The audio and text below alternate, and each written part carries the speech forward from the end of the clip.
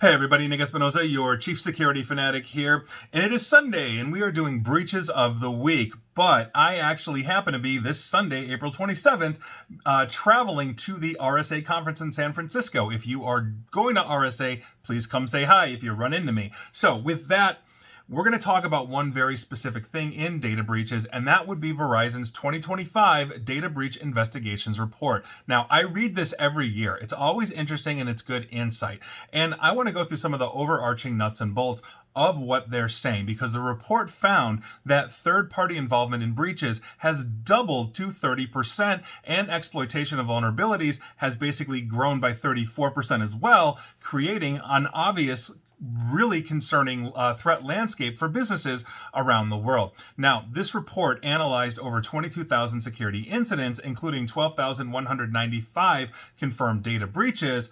And by virtue of that, they found that credential abuse, meaning stolen usernames and passwords, were 22%, exploitation of vulnerabilities were 20%, and those two continue to be the leading initial attack vectors, which essentially highlights the critical need for enhanced security measures. Basically, you should have a good identity access management solution in your life. You should be patching all of your stuff. If you're doing those things, you're going to be much better off than you were just with not doing that. So some of the key findings also are this. So if we're talking about exploitation, of vulnerabilities, this initial attack vector saw a 34% increase with significant focus on zero-day exploits targeting perimeter devices like firewalls and VPNs that are usually attached to firewalls, virtual private networks. And so if you're running public-facing infrastructure to get into your office, heads up to you. This is why we harden these things, again, with identity access management and patching and other things as well. On top of it, we've got stats on ransomware, because that rose by 37% since last year and are now present in 44% of data breaches, despite a noticeable decrease in medium ransom amount paid. People are just getting tired of this. Data is getting dumped, so organizations are less willing to pay ransomware breaches now, and that's a trend that we've been seeing internally here as well.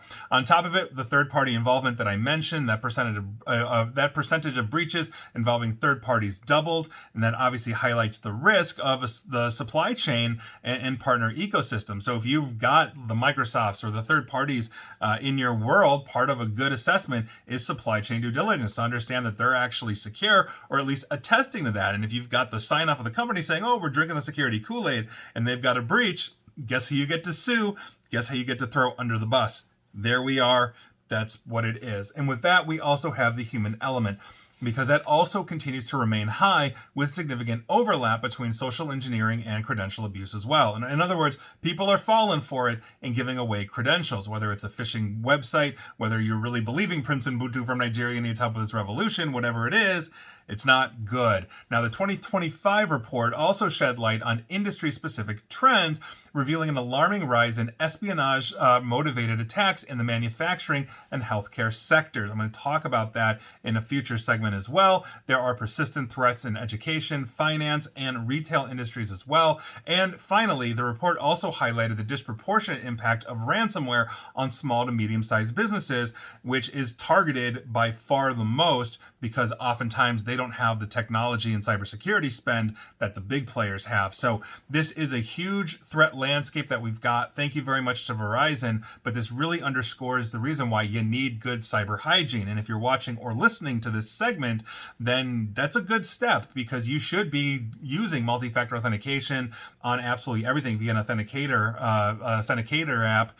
If you're a business, you should have identity access management solutions. Instead of VPNs, there's cloud access security brokers that are making things more secure. There's a lot of different enterprise level technology that is within the reach of small to mid-sized business, but the small to mid-sized businesses don't know it. So there you are. Best of luck to all of us, but this was your breach report of the week and kind of technically of the year. And please like, share, follow me here on Facebook and Twitter at NickAESP. And please feel free to subscribe to me at YouTube as well. And as always, stay safe, stay online, and please, please, please attempt to stay private and secure. Take care.